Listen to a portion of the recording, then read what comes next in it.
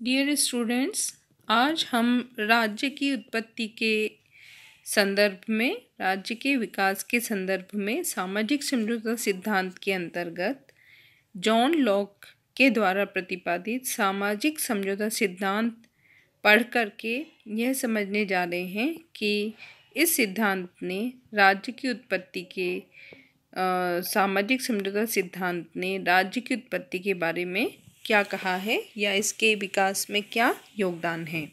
इससे पहले हम हॉब्स के सामाजिक समझौता सिद्धांत से ये समझ चुके थे कि हॉब्स ने राज्य को निरंकुश सत्ता का प्रतीक माना है और लेवियाथन की स्थापना से व्यक्ति के समस्त अधिकार लेवियाथन को सौंप दिए गए हैं। व्यक्ति के पास कोई अधिकार नहीं रह गया है और इस तरीके से हॉब्स ने निरंकुश राजतंत्र का समर्थन करते हुए राज्य के इस स्वरूप को प्रतिपादित किया है सामाजिक समझौता सिद्धांत के द्वारा। जॉन लॉक एक ऐसे विचारक हैं जिन्होंने ऐसी राजसत्ता का समर्थन किया जिसकी शक्ति मर्यादित तथा जिसका उद्देश्य निश्चित हो।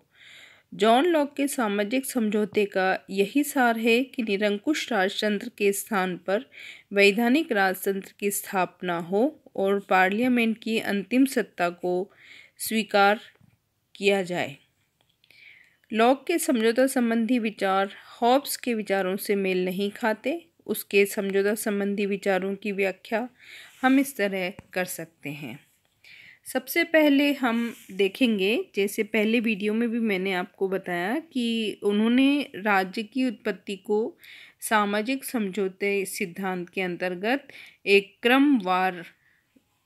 क्रमबद्ध तरीके से उन्होंने समझाया है, जिसमें पहले क्रम में आती है बात मानव स्वभाव।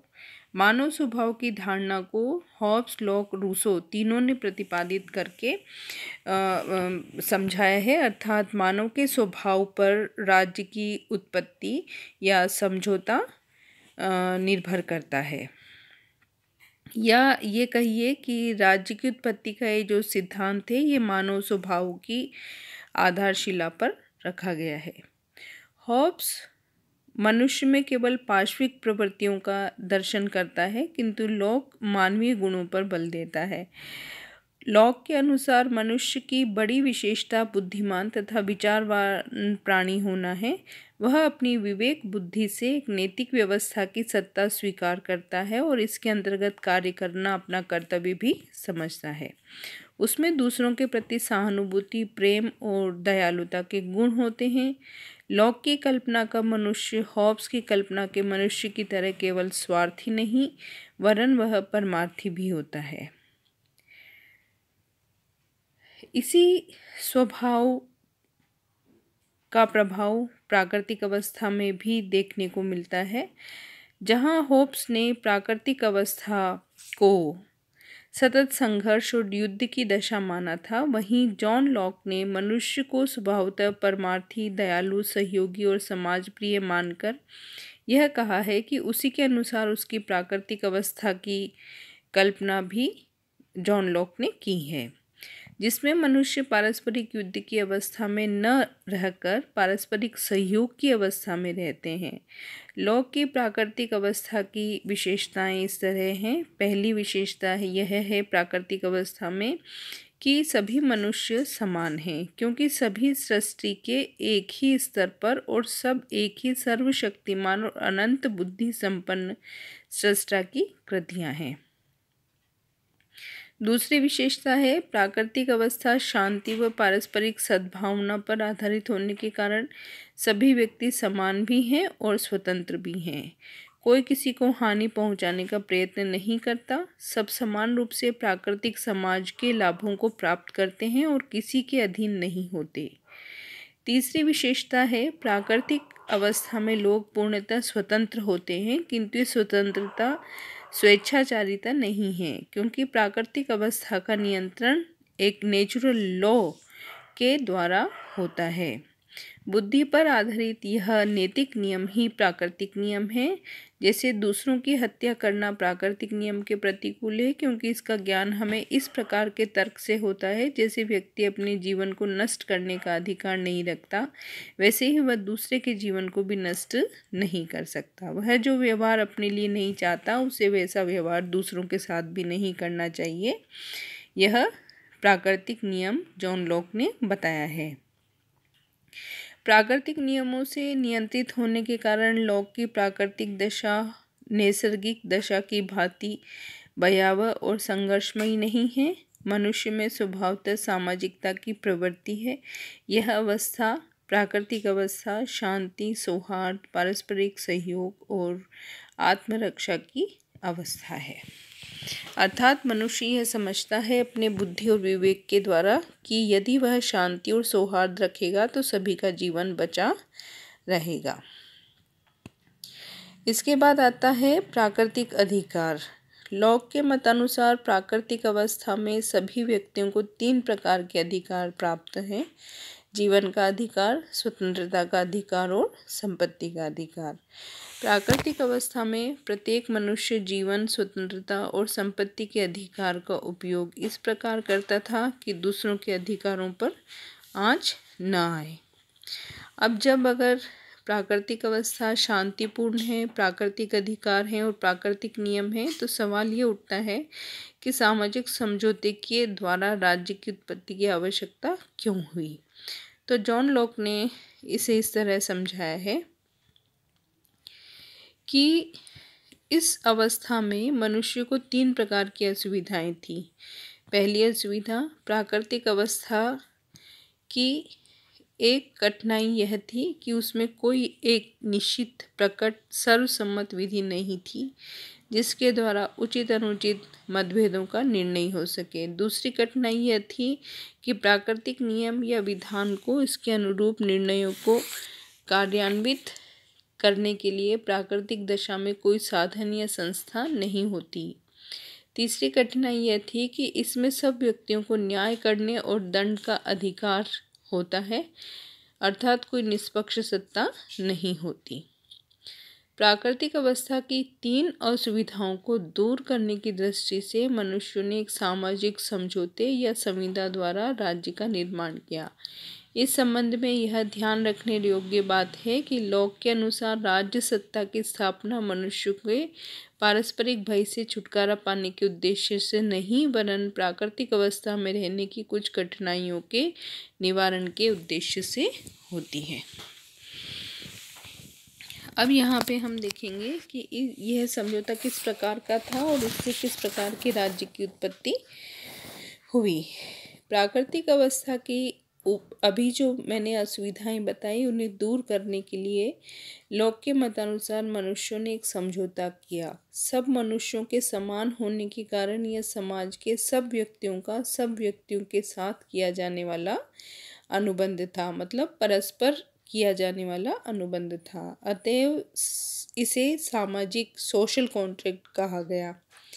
इसमें सभी व्यक्तियों ने भाग लिया। इसमें प्रत्येक व्यक्ति ने अपना केवल प्राकृतिक कानून को लागू करने तथा उसका उल्लंघन करने के लिए दंड देने का अधिकार सारे समाज को अर्पित कर दिया। शेष सभी प्राकृतिक अधिकार अर्थात जीवन और संपत्ति का अधिकार, स्वतंत्रता का अधिकार सब उसने प्रदान नहीं किए। इस तरह जो शक्ति समाज को प्रदान की गई वह सीमित थी। इस संविदा से सिविल समाज उत्पन्न हुआ और यह प्राथमिक संविदा थी। इसके उपरांत एक दूसरी गौण संविदा के माध्यम से शासन की स्थापना की गई। शासन की स्थापना एक साधन के रूप में की गई जिससे राजनीतिक समाज के उद्देश्यों की पूर्ति हो सके। मनुष्य के प्राकृतिक अधिकारों को कानूनी रूप देने के लिए तथा इन कानूनों को दंड व भय से कार्यान्वित करने के लिए शासन स्थापित किया गया। डॉक्टर आशीर्वादम ने इस समझौते को स्पष्ट करते हुए लिखा है कि लॉक ने जिन दो संविधाओं की चर्चा की है उनमें से पहली संविधा द्वारा नागरिक समाज की तथा दूसरी संविधा द्वारा सरकार की स्थापना हुई। अर्थात पहली संविधा जनता के बीच हुई थी और दूसरी एक ओर समूची जनता तथा दूसरी ओर शासक के बीच हुई थी। पहले समझौते द्वारा समाज को जो अधिकार व्यक्तियों ने सौंपे थे वे समाज द्वारा सरकार को प्रदान किए जाते हैं। सरकारी समझौते में चूंकि सरकार भी एक पक्ष होती है, अतः उसके ऊपर समाज द्वारा कुछ शर्तें लगा दी जाती है जिनका पालन यदि सरकार नहीं करती तो उसे समाप्त कर नई सरकार का निर्माण किया जा सकता है। इस प्रकार लॉक ने एक सीमित व उत्तरदायी सरकार की कल्पना की थी। अब हम देखेंगे कि ये जो समझौता हुआ, दूसरा जो समझौता हुआ, नागरिक समाज ने सरकार के साथ मिलकर समझौता जो किया उससे किस प्रकार का राज्य अस्तित्व में आया, अर्थात राज्य का स्वरूप क्या था या उसकी विशेषताएं क्या थी। जॉन लॉक के अनुसार समझौते से बनने वाला राज्य लोकहित का साधन होता है। ध्यान दीजिएगा, दूसरे शब्दों में उसके अनुसार राज्य स्वयं एक साधन न होकर सार्वजनिक हित का साधन मात्र है। दूसरे राज्य के निर्माण व अस्तित्व का आधार जन सहमति होती है। राज्य को शासन विधि पर आधारित होना चाहिए और उसमें किसी को मनमानी करने का अधिकार प्राप्त नहीं होना चाहिए। लॉक ने स्पष्ट कहा है कि यदि शासन को सहमति प्राप्त न हो, वह अपने न्यास ट्रस्ट के विरुद्ध आचरण करे और वैधानिक शासन के स्थान पर स्वेच्छाचारी बरतने लगे, अपनी मर्यादाओं का पालन न करे, तो जनता को शासन सत्ता के विरुद्ध विद्रोह करने तथा उसे बदलने का अधिकार है।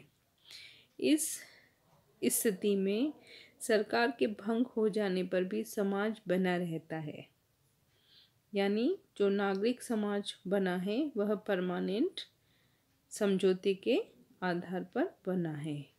विद्रोह का अधिकार जॉन लॉक केवल बहुसंख्या को ही देता है। इस प्रकार सीमित सरकार के सिद्धांत द्वारा उसने ब्रिटेन में हुई 1688 की क्रांति को न्यायोचित सिद्ध किया। जॉन लॉक ने राज्य के अधिकारों को दो प्रकार से सीमित और मर्यादित किया है।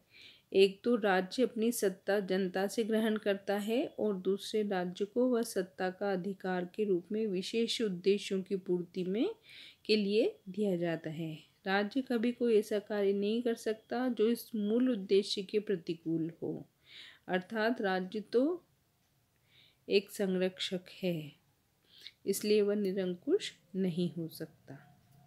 तो इस तरह हमने देखा कि जॉन लॉक ने किस प्रकार मानव स्वभाव की आधारशिला रखते हुए प्राकृतिक अवस्था, प्राकृतिक अधिकार, प्राकृतिक कानून और उसके बाद समझौते की आवश्यकता, समझौते का स्वरूप और राज्य का स्वरूप बताते हुए राज्य के सीमित व उत्तरदायी स्वरूप को प्रतिपादित किया है। अब हम यहाँ देखेंगे कि इतने क्रमबद्ध और ऐतिहासिक दृष्टि से स्वयं सिद्ध सिद्धांत को प्रतिपादित करने के बावजूद जॉन लॉक के सामाजिक समझौता सिद्धांत की आलोचना की जाती है, जो जिनका आधार निम्नलिखित है। सबसे पहला तो जॉन लॉक के आलोचक ये कहते हैं कि उन्होंने केवल मनुष्य के स्वभाव के संबंध में आदर्शात्मक दृष्टिकोण का ही प्रतिपादन किया है। उनका कहना है कि मानव स्वभाव की को इतना सहयोगात्मक और शांतिमयी समझना यथार्थ कम और आदर्श अधिक है। दूसरी जो आलोचना की जाती है वह यह है कि प्राकृतिक अवस्था को पूर्णतया शांत और नैतिक बताया है, जबकि आज इतनी अभूतपूर्व प्रकृति होने के बाद भी शांति स्थापित नहीं हो पाई है। चारों तरफ अशांति और अराजकता और भय का माहौल दिखता है।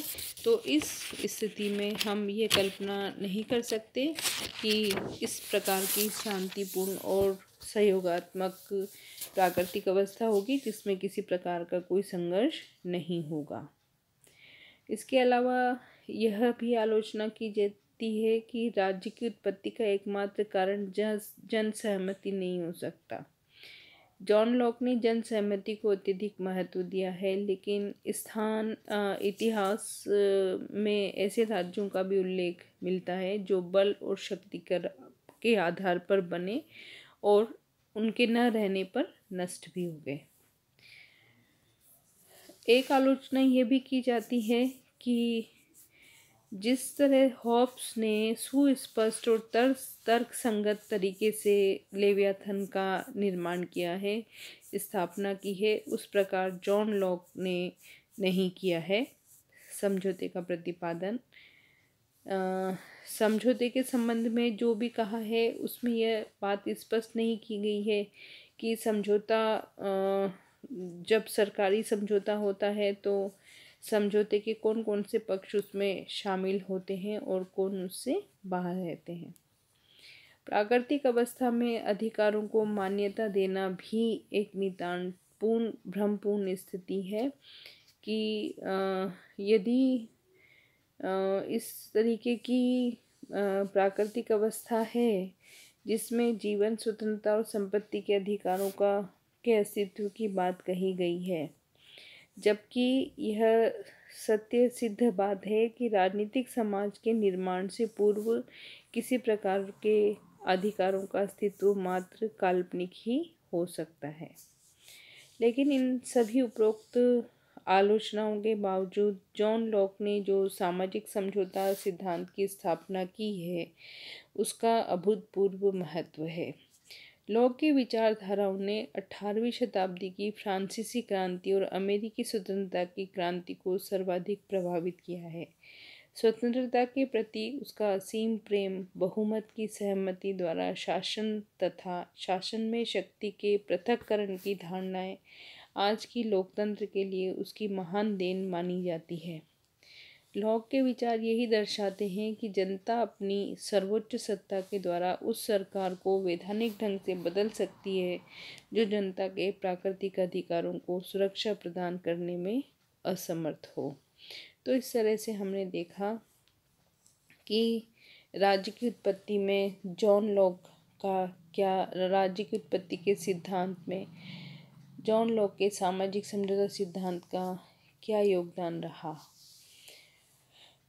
नेक्स्ट वीडियो में हम जीन जैक्स रूसो के द्वारा प्रतिपादित सामाजिक समझौता सिद्धांत को पढ़ेंगे। तब तक आप स्वस्थ रहिए, मस्त रहिए। धन्यवाद।